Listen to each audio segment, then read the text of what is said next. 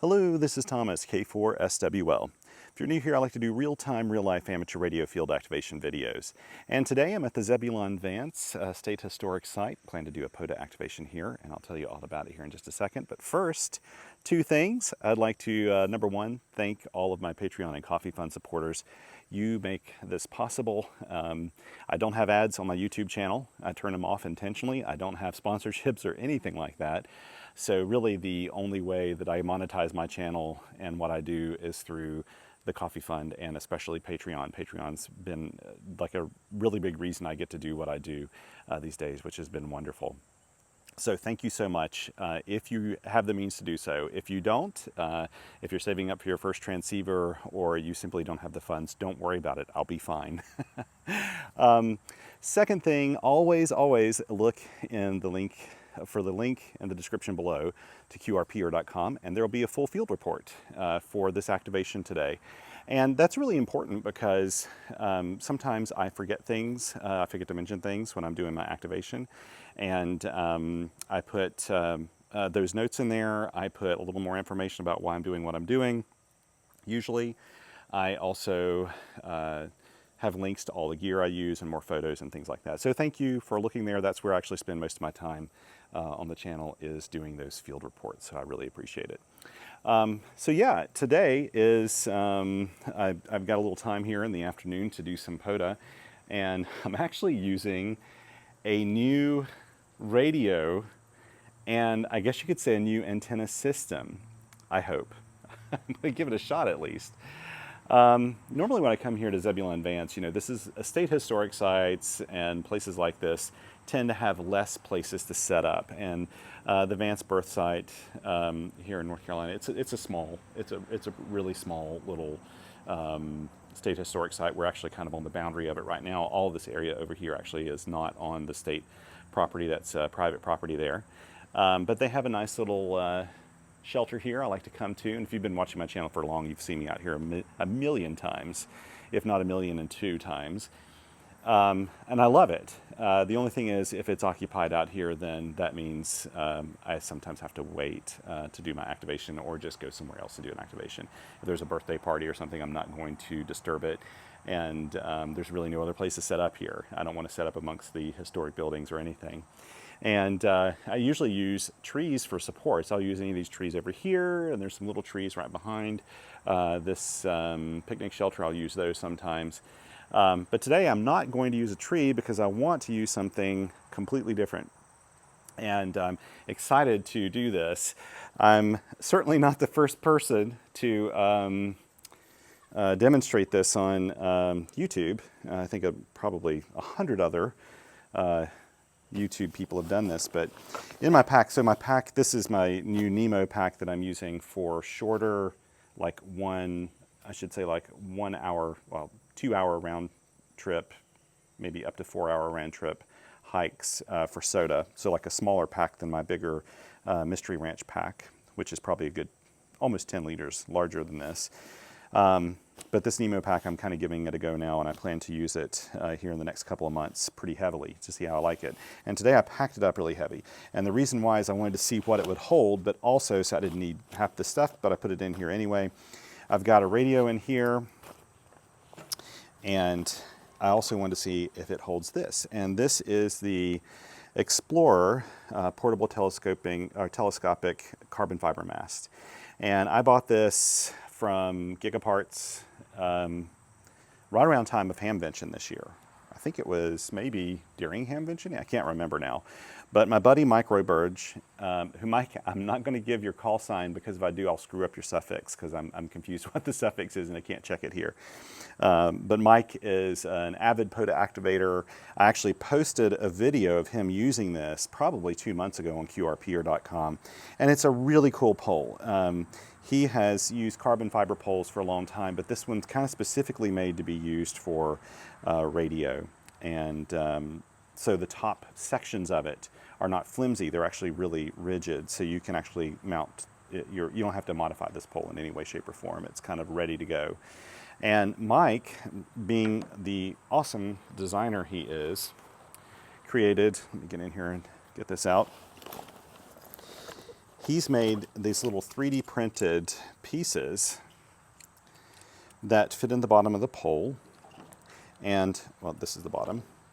It fits in the bottom of the pole here, and it acts as a little stake that you can stick in the ground. And these are kind of tent stakes you can find at camping stores or online. And Mike very kindly sent me 2 different versions of this. I'm probably going to use this one today because I haven't used this one yet.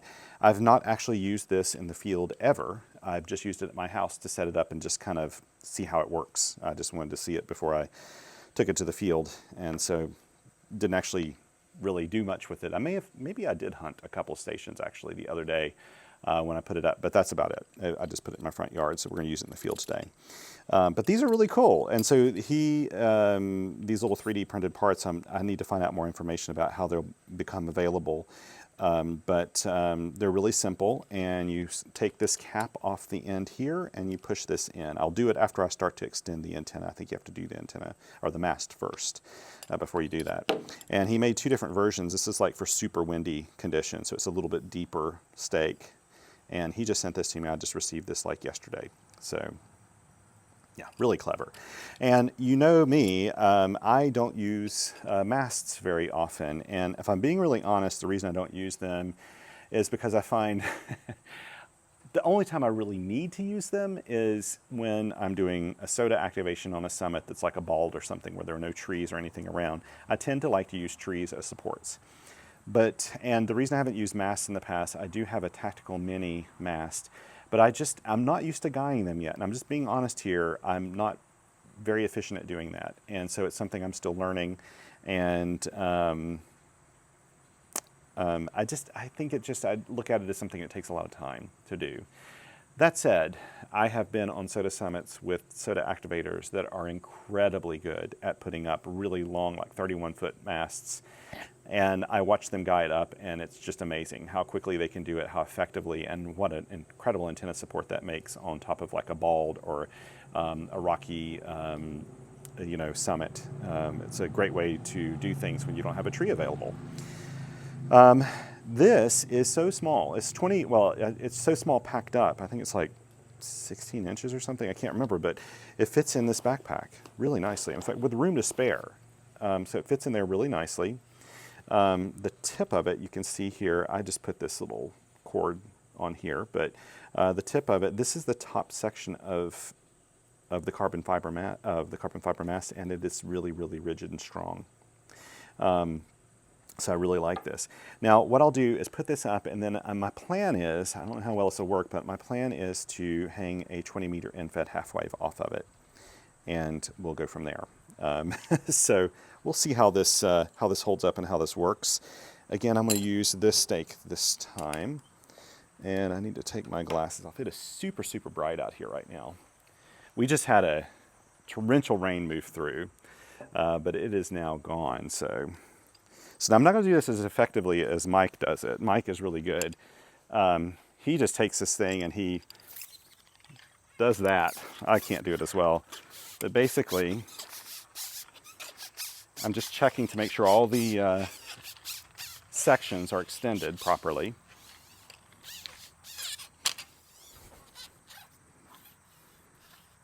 And once they are, it's ready to go. And I think that is it. Now on the end here, sorry, there's a lot of noise probably.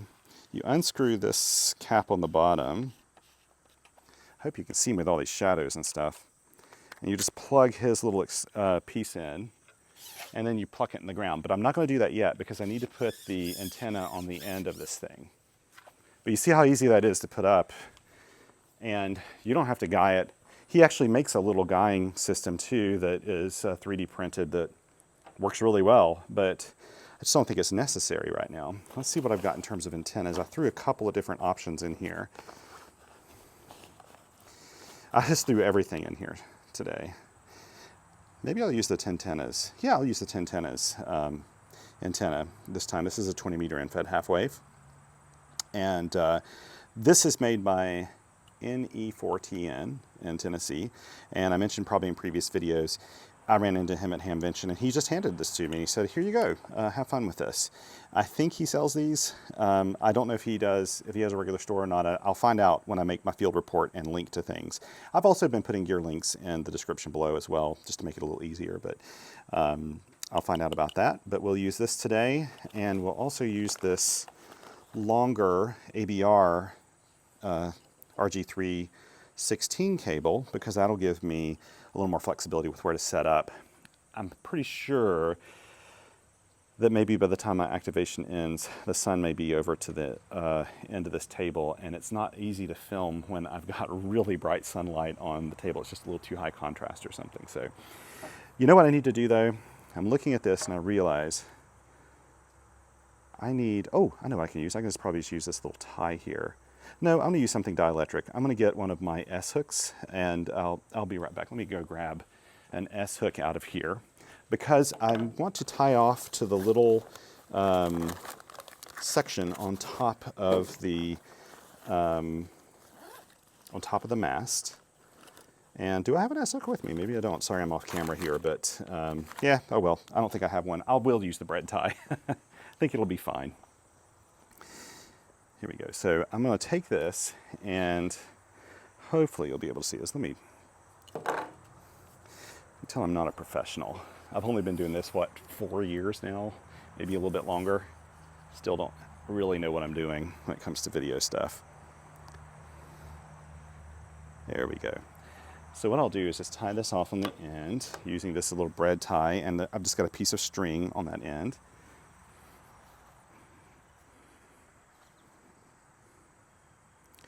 Now I lost the end of my antenna. Here it is.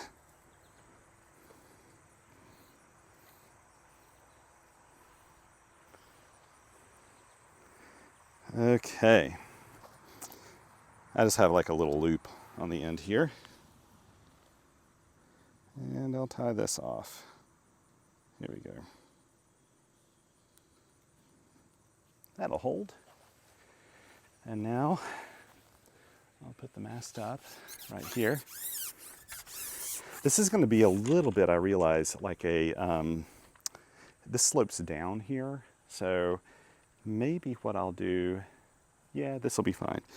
I'll probably put this a little bit closer, like right here. We'll see if we can manage it so I can get more height. There, that fit really nicely. And what I'll probably do is just move my station to make this work.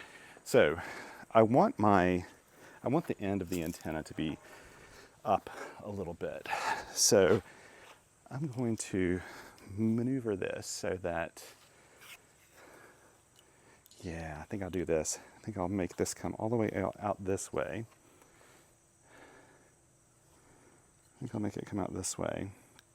And then tie off the top of this in a way that, you know what, this is taking up the whole thing though. No, I'm not gonna do this, because if somebody else wants to come out and use this picnic shelter, I'm gonna be using up the entire thing. I'm just gonna move the antenna out away. It won't be as ideal. It'll be a little lower to the ground, but that's okay too. I'd forgotten that things kind of slope off here. Let's just go ahead and move it.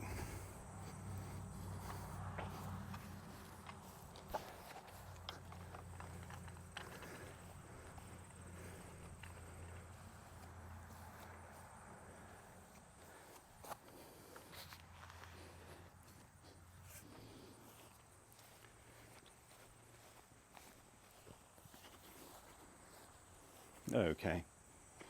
Yeah, this will work fine. All we need is 10 contacts, right? Tempted to move it out even a little further though. I'm not used to judging this. I'm used to having a tree. Okay, here we go. So I got to raise this point right here. I don't want this. Yeah, I'm going to end up pulling that out a little bit further, but what I think I'll do is run the cable around the side of this post here and get that post to kind of hold it. Now I'll know roughly how high I want it. So I'm just going to move it out a little bit further. The ground's really soft right now, so setting this up is super easy. Okay, let's just pull this out.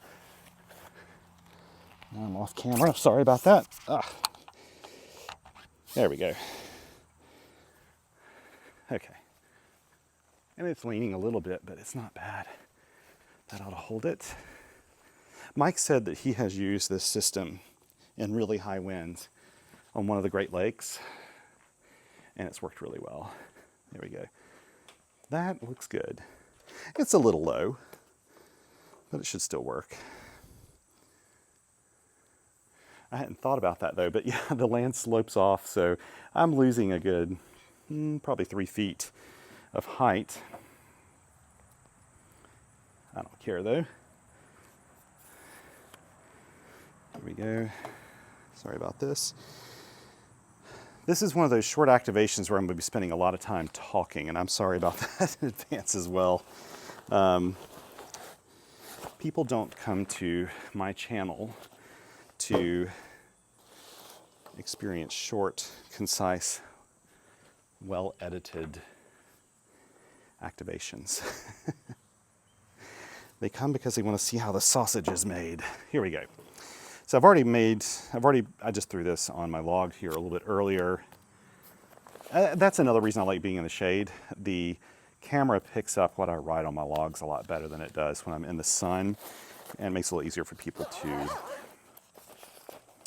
follow along while I'm doing my CW. So this is actually maybe a pack I'll use for this particular radio.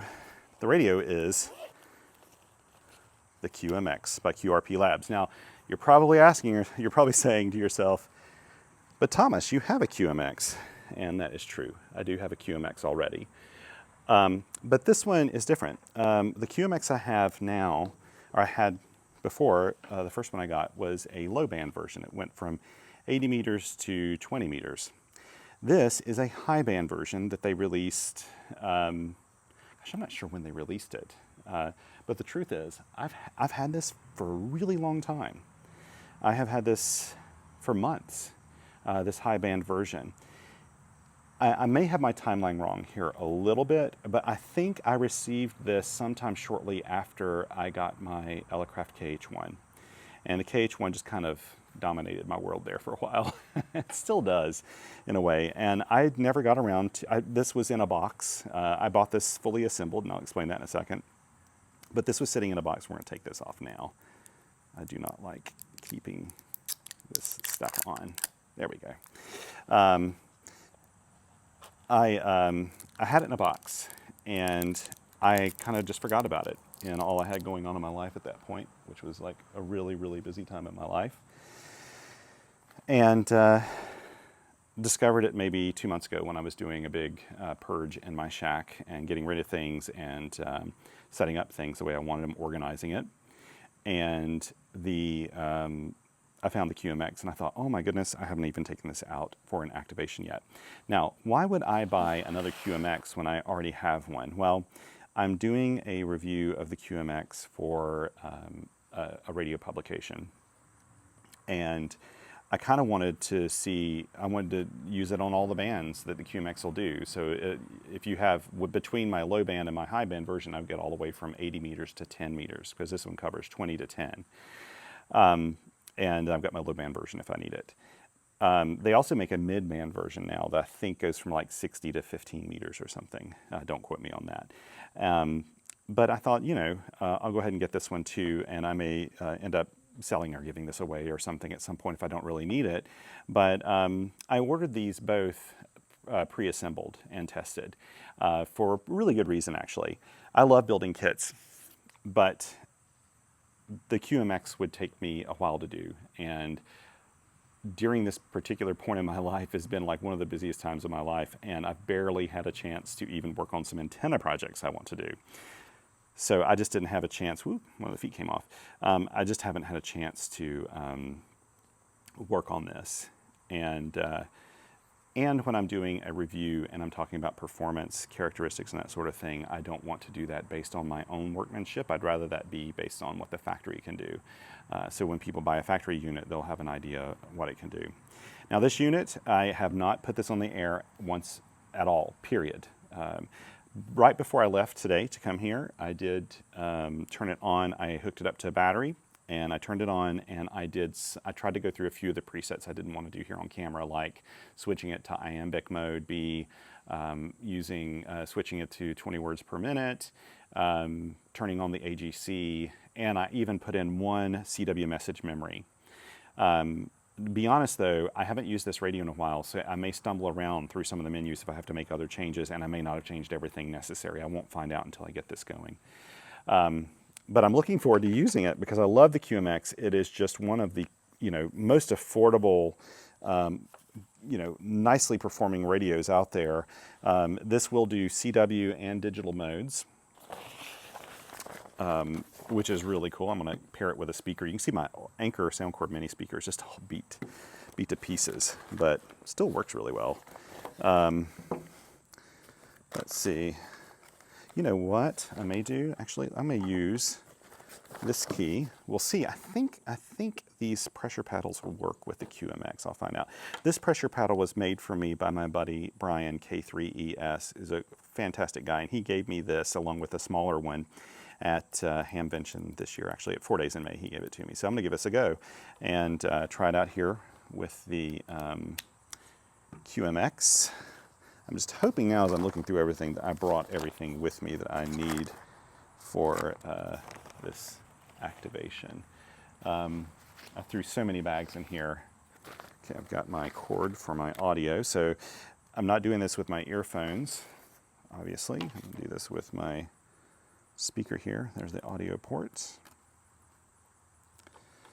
Get this up here, plug it into a speaker, and go ahead and turn on the speaker. It always makes that sound when it starts up. And what else am I grabbing here? Yes, I need power cable. I love it that the QRP Labs radios use just standard coaxial connectors like you would use with like an Elecraft radio, because I have more of those than anything. Now, the QMX wants really around, and I don't have the manual here with me, but the QMX wants roughly about 12 volts and not a whole lot more than that. You can damage the radio if you're running more than 12 volts and you have a mismatch on your antenna. So, I had another antenna in there. So what I'm doing is running it with 9 volts. But actually, it's not 9 volts. I measured it before I left just to make sure I had truly charged it. I thought I had. And it has about 10 volts on it right now, which is kind of typical of these lithium iron phosphate batteries. They're a little over their rated voltage when you charge them up. But this should give me, I'm guessing, around 3.5 watts out or something. If you put in a full 12 volts, you're going to get 5 watts out. Okay, I need to hook up the antenna here. And I think I can turn things on, can I? I don't know how loud this will be. Okay, let me see. Let me make sure this is turned up. Okay, it's turned up all the way. Okay, good. This is a good sound. I like that sound. I have not spotted myself. I haven't announced myself or anything. Let's see. Here we go. I'll take a couple photos here while I'm thinking about it. Last time I went out, I think I didn't take a single photo when I was doing my activation. Let me get into the POTA site, and this sounds like a pretty clear spot here, but let me move over here and put it on 5. Let's see if this works now. Wow, that's making a poppy sound when I do that. Let me turn this down, turn this up. Still doing that. Why is it doing that?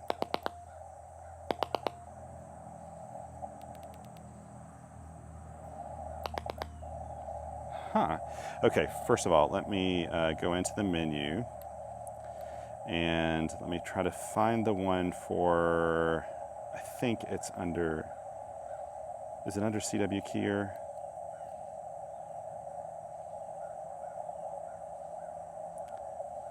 Side tone volume.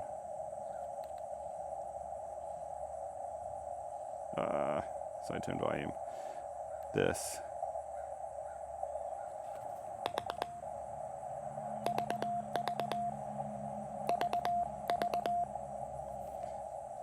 Okay.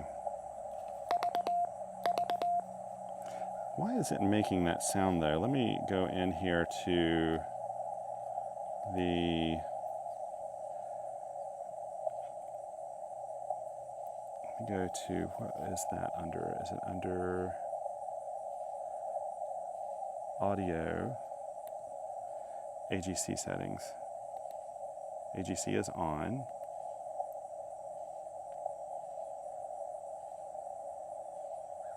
Wait a minute, nope. Audio, threshold, slope, noise filter, hang time, smooth samples, recovery, sample blocks, I'll have no idea. S9 sounds like S0, AGC display off. Huh. Okay, let me try something else here. We may just have to deal with that popping sound as I'm sending. I don't know why that's happening. It may just have to do with the fact I'm using an external speaker. Let's see, what do I need? What do I need? I need a cable. Ah, yes, I know where that is. I need a little cable. And we'll try a different key. Maybe pressure paddles cause it to do this. We're gonna find out. Okay, I'm still hearing a pop though, I think. Let's find out. Use my Obama key here real quick. Yeah, it's still popping. Okay, I'm gonna stick with my original key. And we'll just have to hear a little bit of popping so I can figure out what's going on there. Probably by the time I post this video, I'll have already sorted it out. But it is what it is right now, okay? We'll just hear a little bit of popping.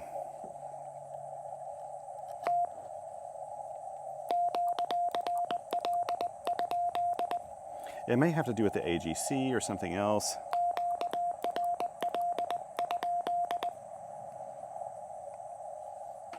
Okay, let's see here.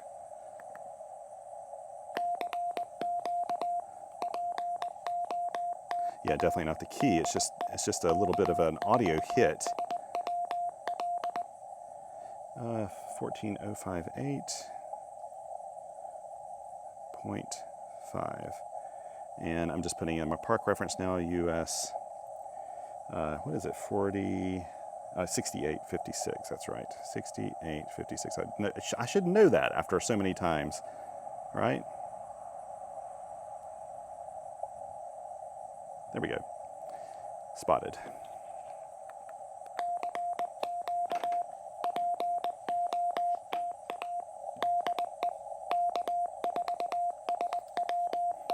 I'm sorry about this. Not much I can do about it though.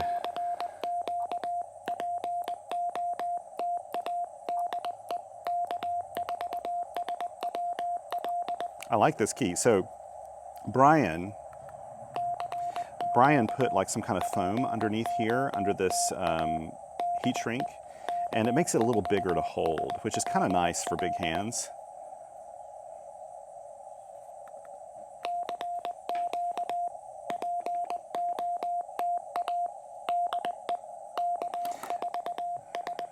I'm tempted to go in here and try to turn off the menu.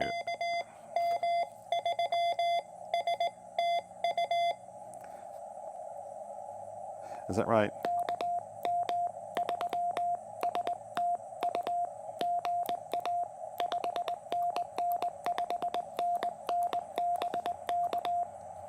I hope I got it right. 17, 18, 19, 20.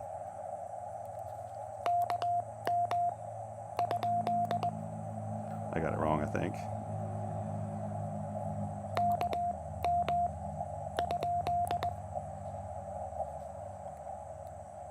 AGC settings. Turn that off.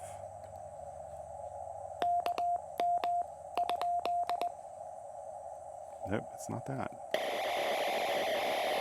Oh no, Trying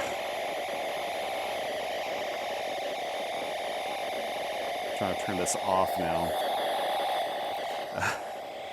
This is the thing. I love the QMX, but I am prone to. I'm trying to switch it from VFO to VF. There we go. That is something with the speaker right now, though. What is that?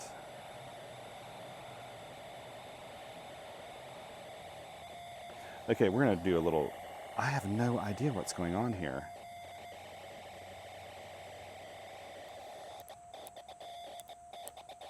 Okay, I don't know what's going on here. Let's see. I'm going to turn this down and unplug this. And what we're going to try to do is listen to this. Sorry you're having to go through all this on camera here, but these things happen. Let's try this. Let's try this little speaker. Maybe it's my Soundcore Mini. It's doing something weird. This is a little teeny speaker, so I have no idea how well it's going to work. Come on out of there. There we go. I have no clue. I haven't used this in ages and ages, but I brought it along as like it's always like my little spare speaker. So we'll see how well it does. Okay, let's see. Okay, I have done something here. Let's see. Let's turn this off and turn it back on. Audio initialization. What is that? Oh, wait a minute. Maybe that had to do with the turning off the AGC. Hang on.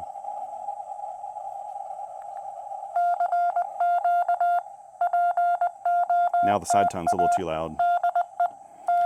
Okay, this is interesting.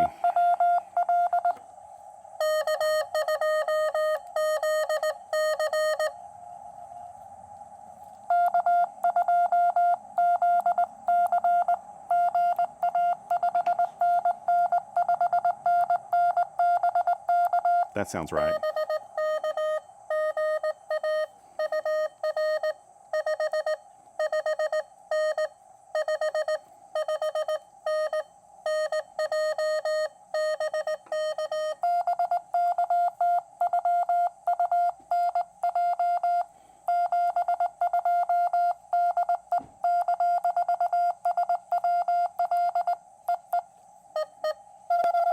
Oh my goodness.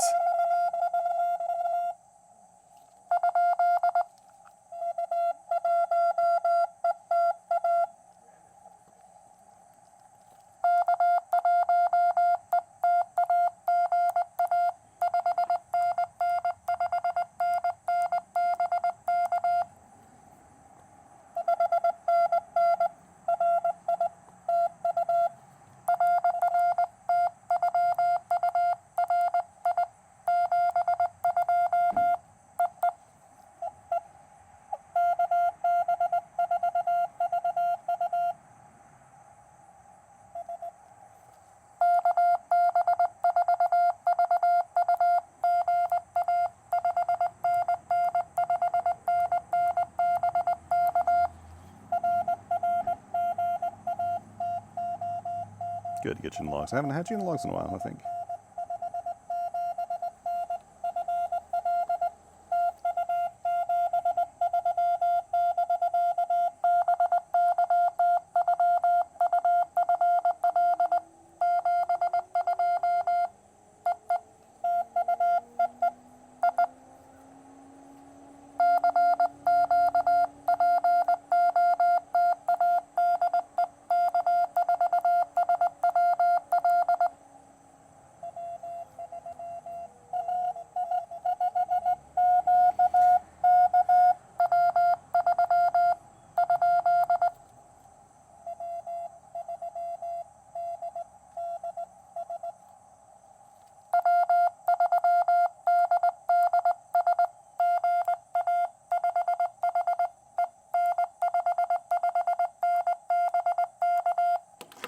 Now, what I want to do, but I don't think I have time for,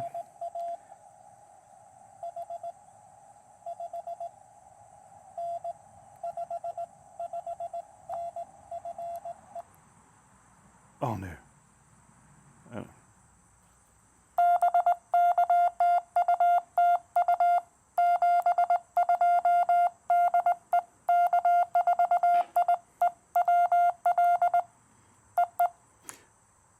Okay, now wait. While everybody's calling, I'm going to have to just take a second to figure out. The AGC is making that happen, and I need to go in here and turn that off, and then turn off the radio. Oh wait, get out of that setting.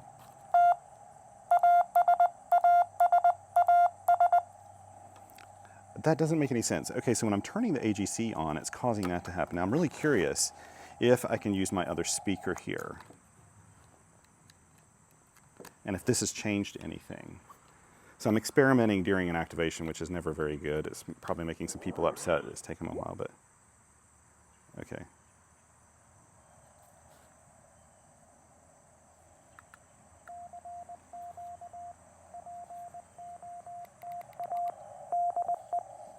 That sounds better.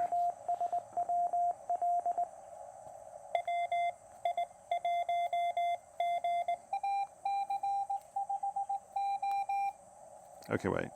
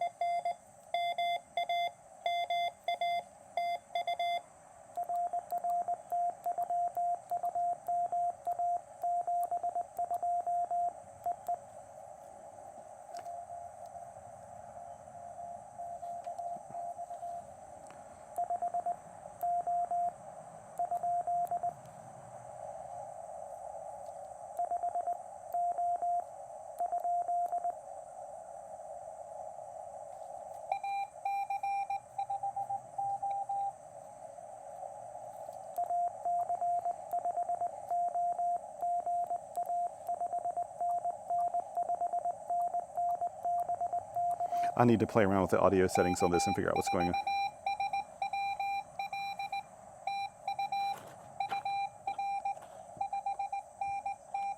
I like this speaker, but it's just a little buzzy sounding when I don't have to use it.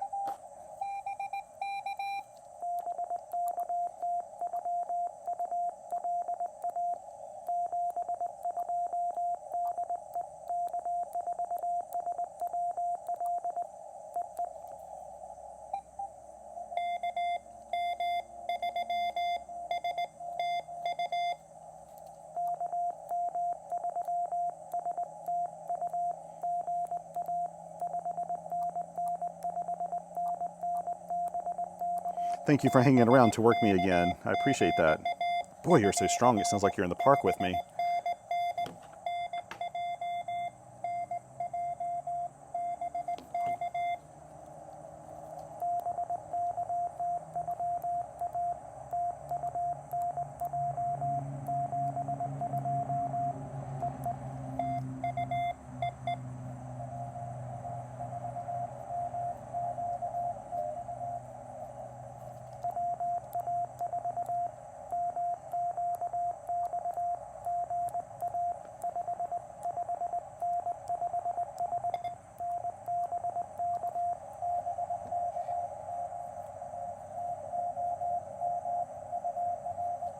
Actually, you're probably about a 5.29, 5.39.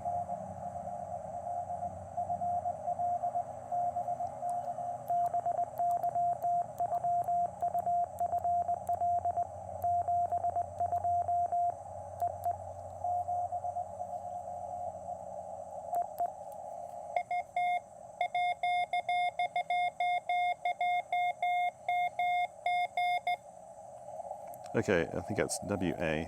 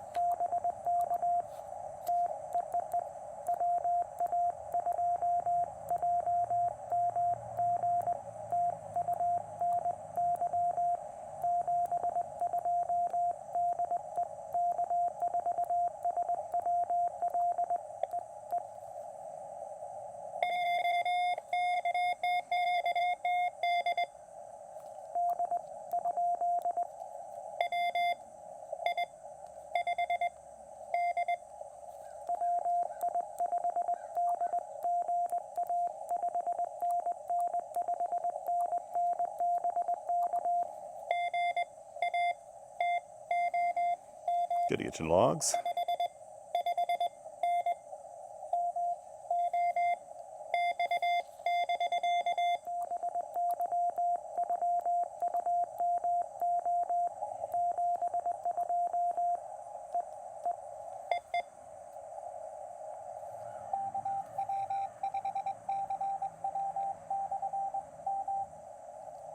Okay, wait.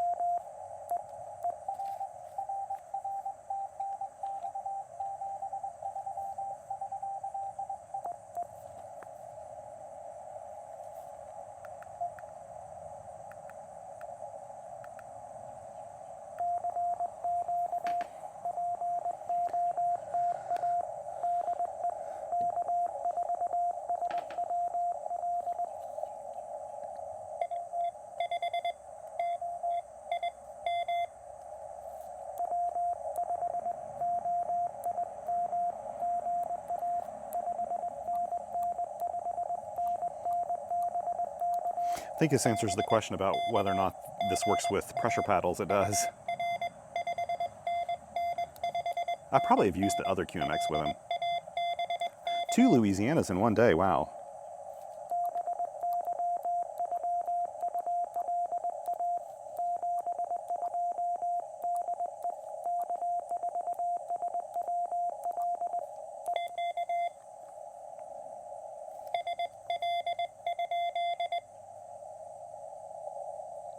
Uh-oh.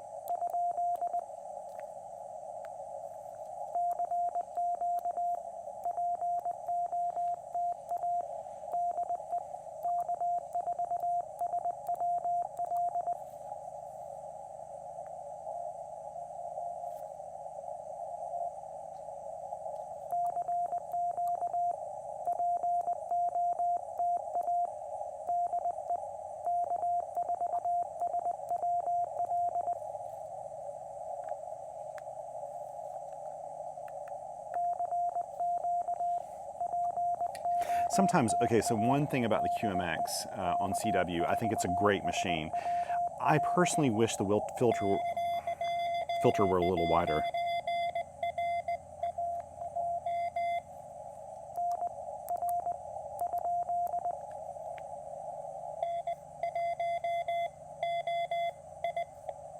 Okay, well, we'll go ahead and go for that because I didn't hear anything else.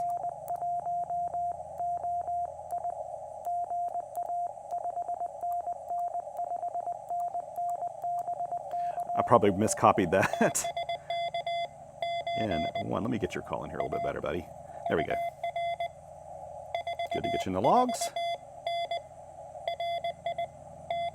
Another Rhode Island, holy cow.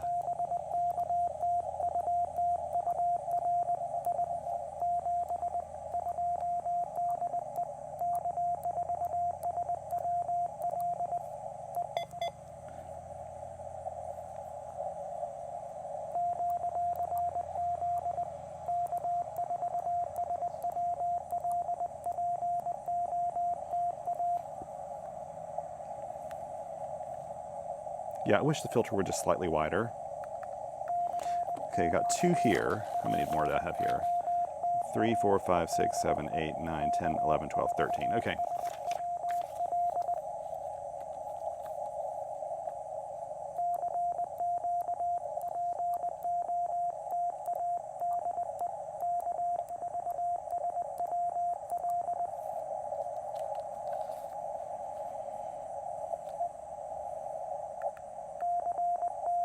Yeah, I tend to like wider filters, and when there's a fixed filter on a radio, of course, you can't really do anything with it. And this is well chosen for CW, it really is. But I wish it were slightly wider, maybe 250 hertz wider.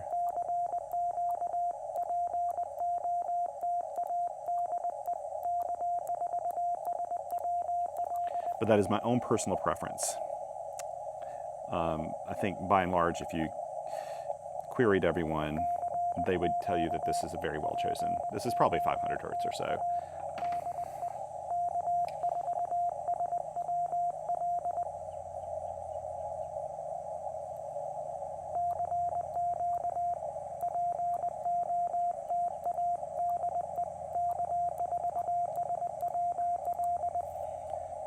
It's blowing my mind though that I got 2 Louisiana and 2 Rhode Islands in one activation.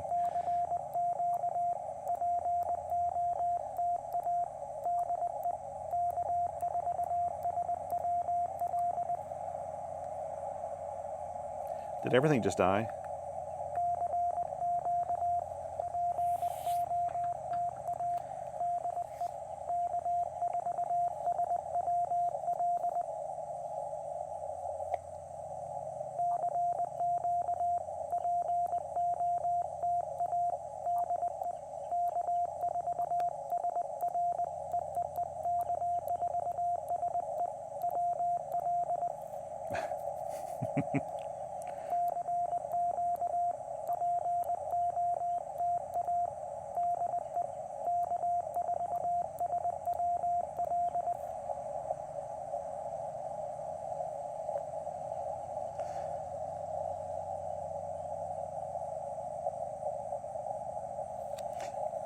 What I'm thinking, I'm waiting just a second. Let's go over here and see if there's other people on 20 meters that haven't already worked.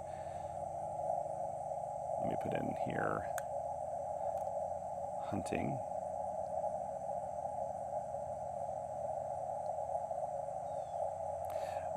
So people will know I'm hunting and they're not listening for me on a blank frequency here. Okay, 56.9. Okay, let's get this over to where it belongs.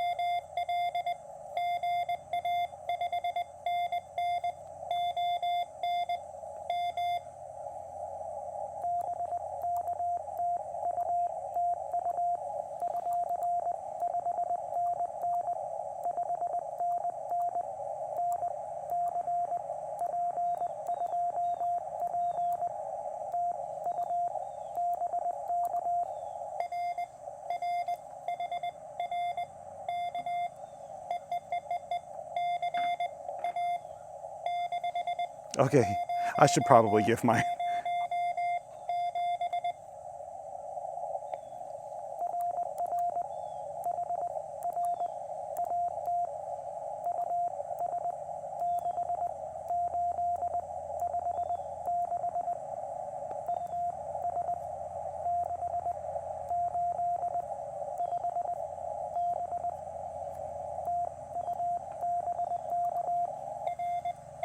There we go, buddy.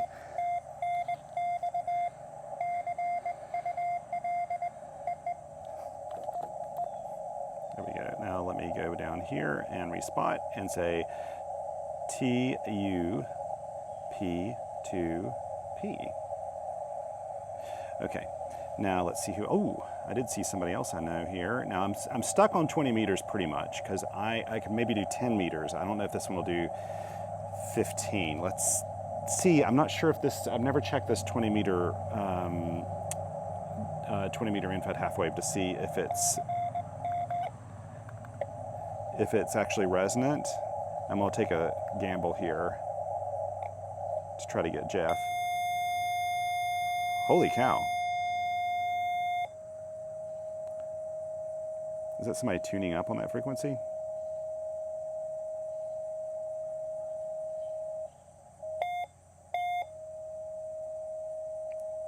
Okay. Okay, wait. He's on 66.4 now.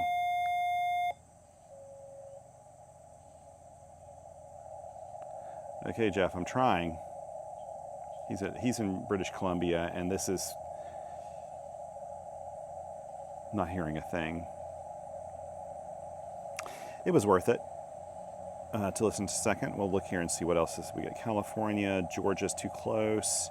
Texas would probably work. Let's go back down to 20 meters. And let's go to 51.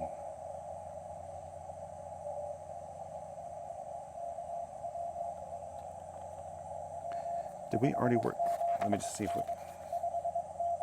No, I haven't worked him. Yes, I did. Yes, I did. He worked me. Thank you. So let's move on down to... I forgot about that. It was the stroke mobile that got me.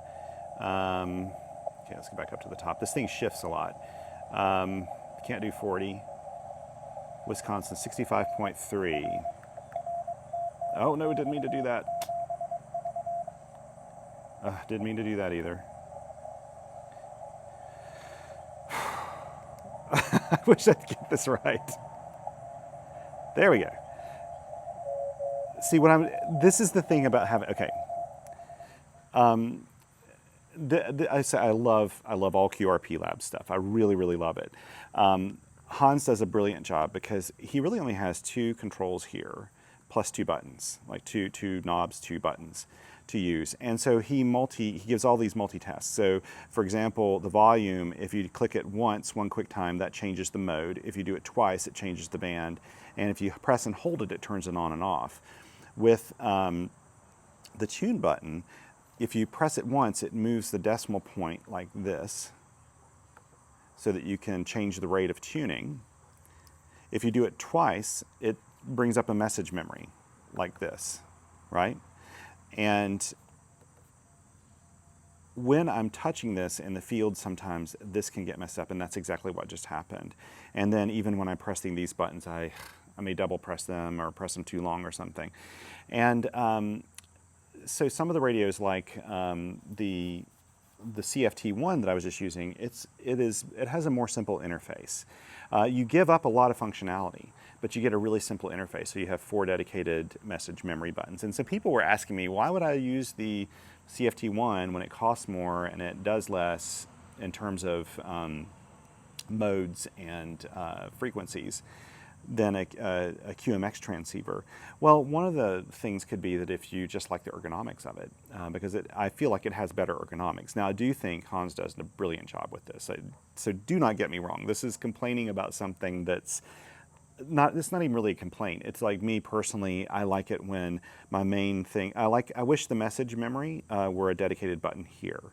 But I see why he has VFO switching and everything set here too. So, and he's obviously thought this through really, really well. But me personally, I would rather have a dedicated button for it, because when I have to double tap that, it leaves it open. I've double tapped this in the past, and when I double tap it, I've accidentally turned the knob at the same time, and it went from message 1 to message 2, because that's how you cycle through them. You do this, and then you can move it to 1, 2, 3, 4, 5, 6, whatever you have in here, right? So that is one thing. So to escape, you press this button to get back out. Now, let's go back into the, let's go back in here and start playing radio again. Also, KV, oh, this is KV4UD. Let's see, let's find somebody here. Again, another person maybe on 20. Oh, New York, 55. That is doable, maybe.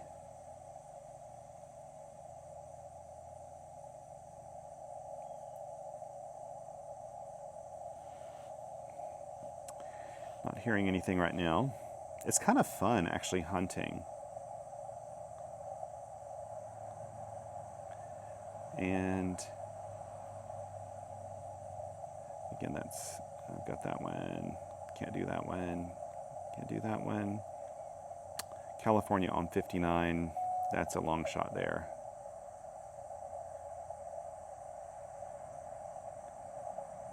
And then 65.3. Did I go down there already for NA9M, I can't remember. 60, this is the problem with me on a camera. I can't remember what I do. We'll sit here for a second. Now, if I don't hear anything here, what I'll do is go back and call CQ a little bit more. I've already got enough for my valid activation. Not that that matters that much to me, but I was on 58.5. Let's see if it's still clear. Now, since I've been gone for a while,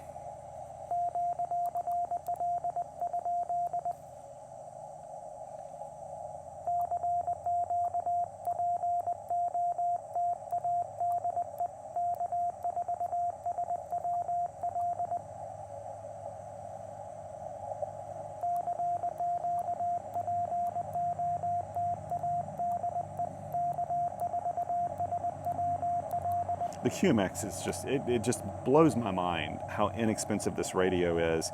This fully assembled and tested is still, even shipped, is just like slightly over $200 with shipping, like DHL shipping. And you can do it for a kit for even a lot less than that, probably $80 less.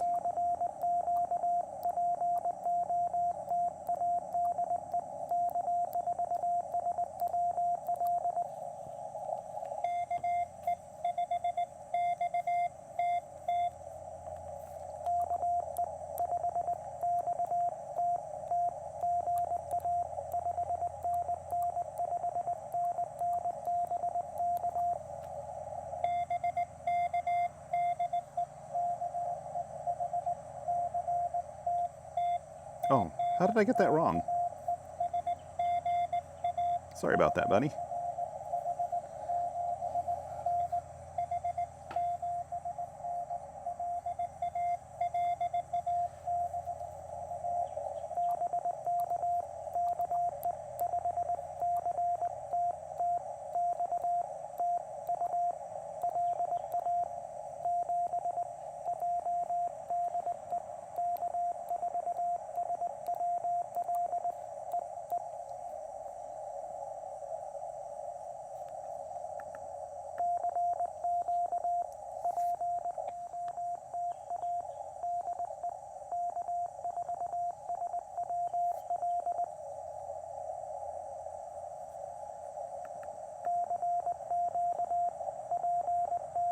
Getting a good ribbon report here. 9 dB, it was 12 dB before, which is just fine, perfectly fine.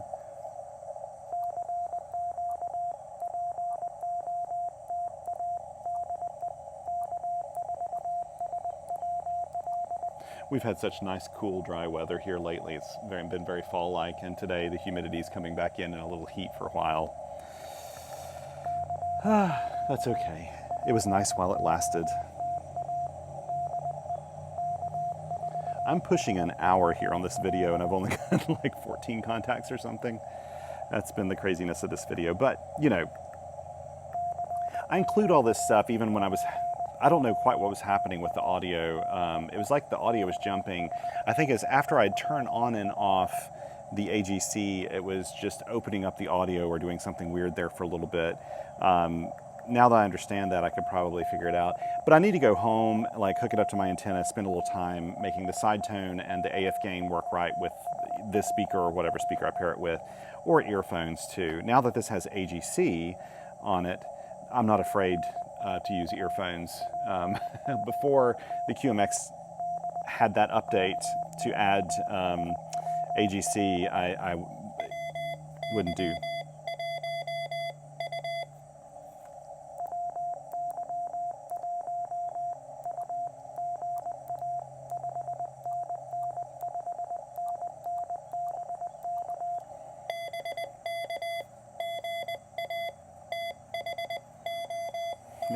Thank you.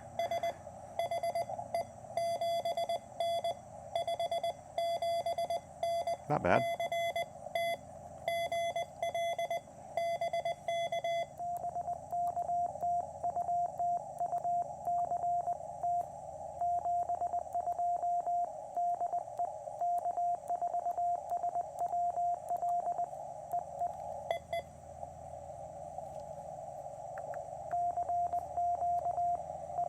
I will call this quits here in just a little bit. I need to head home. Be a pretty drive on the Parkway today.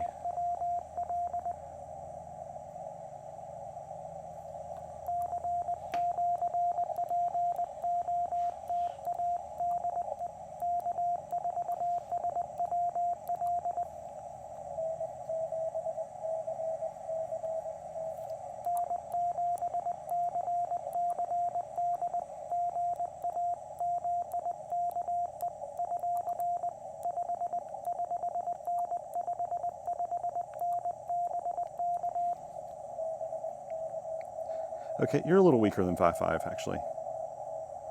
About 5.29 right now. It's a lot of fading.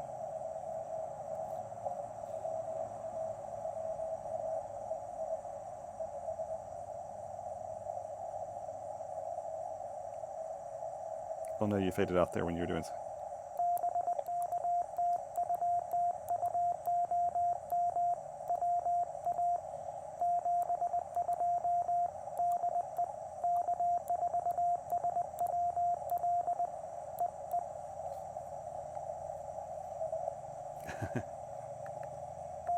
It's always good to get Mike in the logs. I don't know how he has a path into North Carolina all the time. Some sort of witchcraft he does there with his hex beam.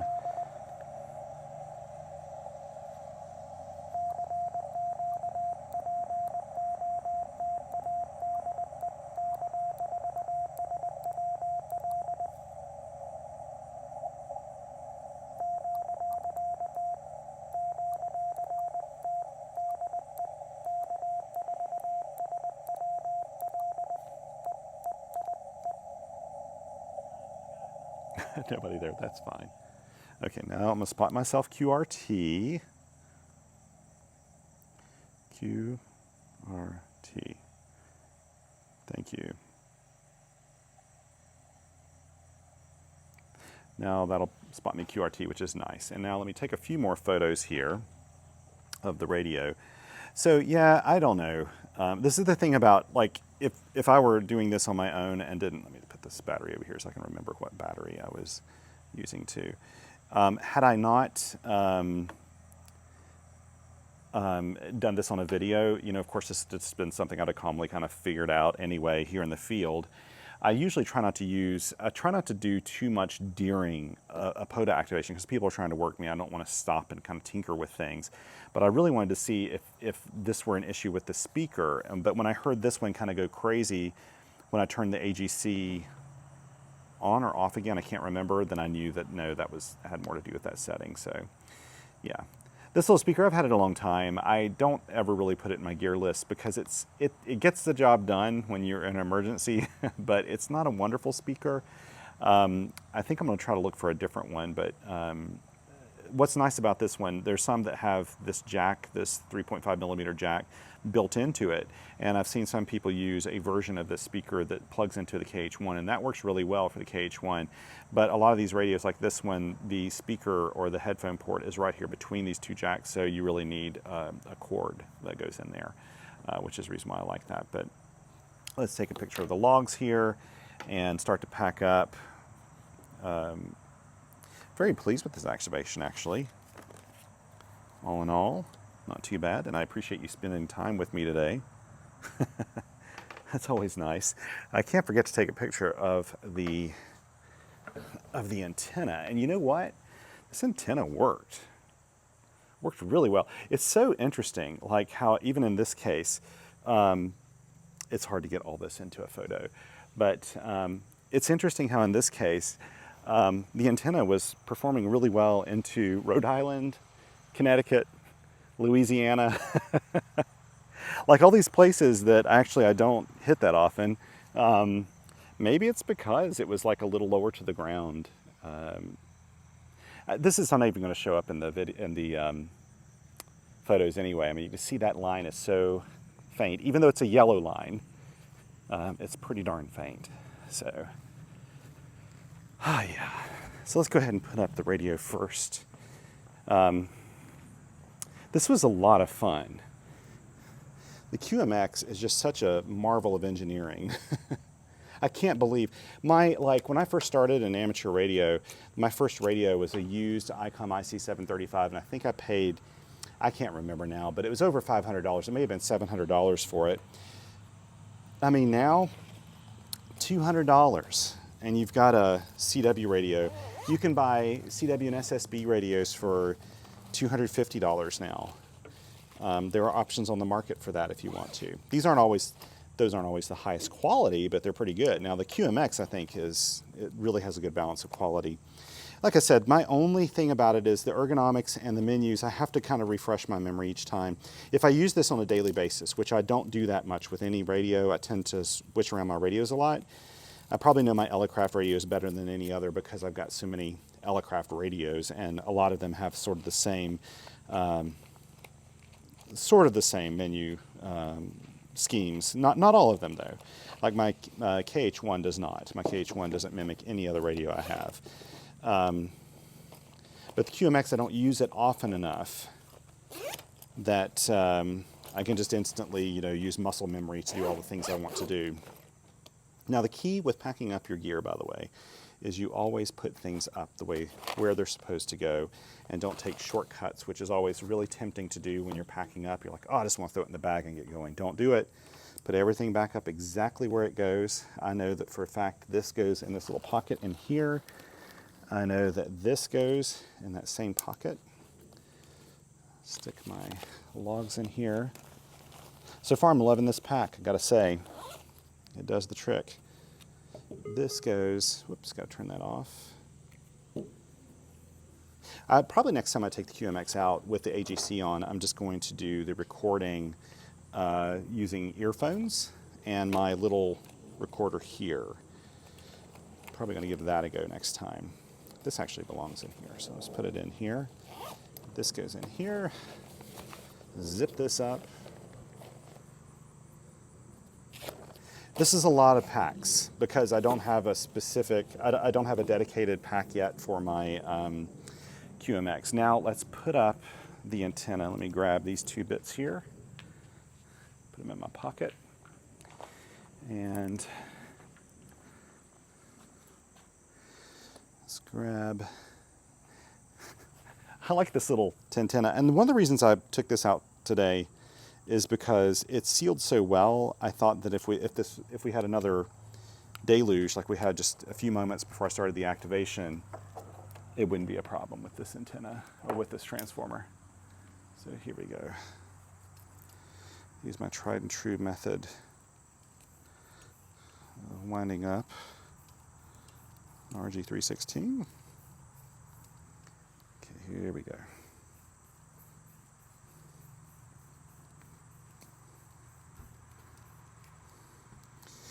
This cable, when you buy a good quality cable, like an ABR cable, it'll last you much, much longer than the cheap things you just find on Amazon. I think sometimes the specs could be similar, but with ABR cables, you're going to get the highest spec, and I think that they're just better quality. I have been a customer of theirs for probably a decade or more.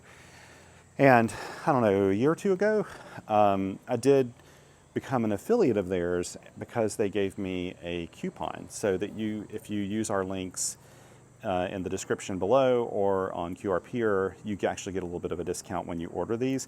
They're not cheap, but ABR cables are made well, and they're made in Texas, and they're wonderful. So I feel like that's a place where I want to spend money, is on a good cable assembly. Okay, now let's put up the antenna and the pole. So what I'll do is pull the antenna out of the ground over here, and then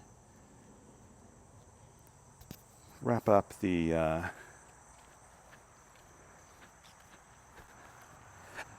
radiator. So I'm going to carefully pull this out because this is kind of close to the ground. There we go. Lay that down. Pull out the stake and put in the cap on the bottom. I have a jackkite pole that's like 31 feet long, and in the past I have used it for doing not activations, but I've used it, and it's the thing I hate about it is when you're putting up the elements like this, when you're putting up each one of these segments, you can pop off the bottom cap very easily. This one, you could push against it really hard and I think it would hold up. I'm not going to do it right now, but I really think it would handle that. This thing is such good quality. I'm really glad I ordered one.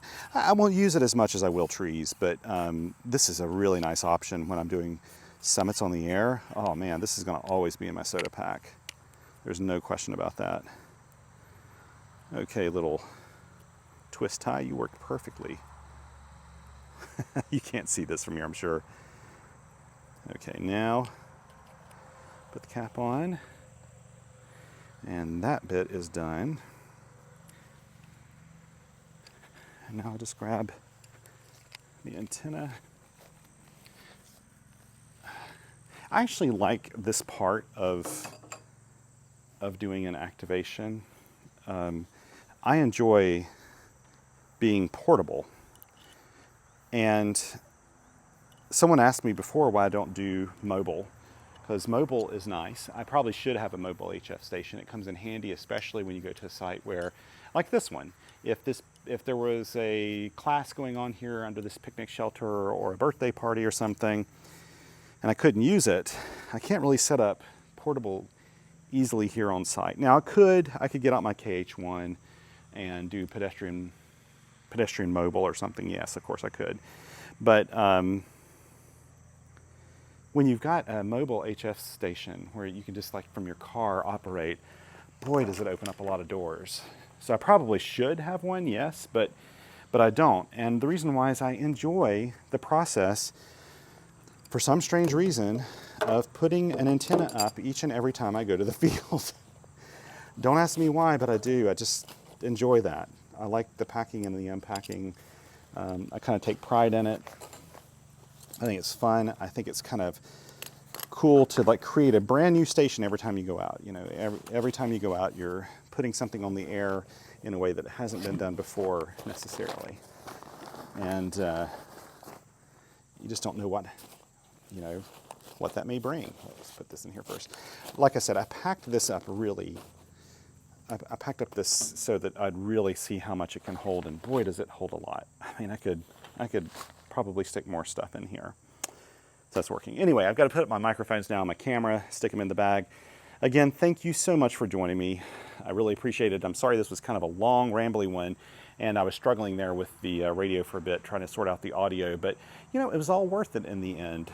It worked out, and super pleased with the QMX, and I'll figure out what's going on with the audio with that. I'm sure it has to do with just turning on the AGC and turning it off, and I need to tinker around with the AGC settings a little bit more because there are a lot of settings you can change in there, and I only had one of those AGC settings, so I want to play with it a little bit more and see what's going on. And if I can balance it out in my earphones, it'll sound really good on the speaker. And yeah. So anyway, take care, my friends. And as I like to say, this world is a better place because you are in it. Thank you so much. And until next time, 7 threes.